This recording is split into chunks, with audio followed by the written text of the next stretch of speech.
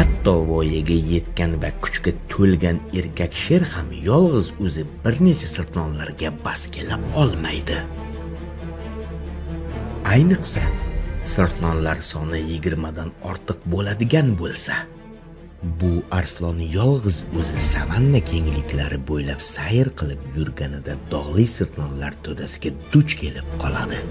Sirtlonlar esa eski xafagarchiliklar uchun o'ch olishga, shoh qoni ila alam chanqoqlarni qondirishga va qornilarini to'ydirib olishga ham ajoyib imkoniyat tug'ilganin darhol anglashadi. Bunday vaziyatlarda sirtlonlar o'z ustunliklarini bexato his qilishadi. Shuning uchun ham ular shunchaki o'tib keta olishmasdi. Ayniqsa, azaliy dushmanni tinchitish uchun noyob imkon paydo bo'lganida. Sirtlonlar o'ta mohirona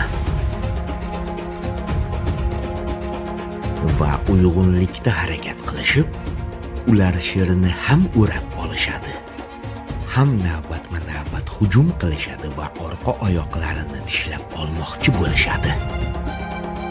Sirtlonlar aslo shoshilishmay, bir muncha vaqt o'tgach sherni charchashini va holdan toyishini aniq bilishadi.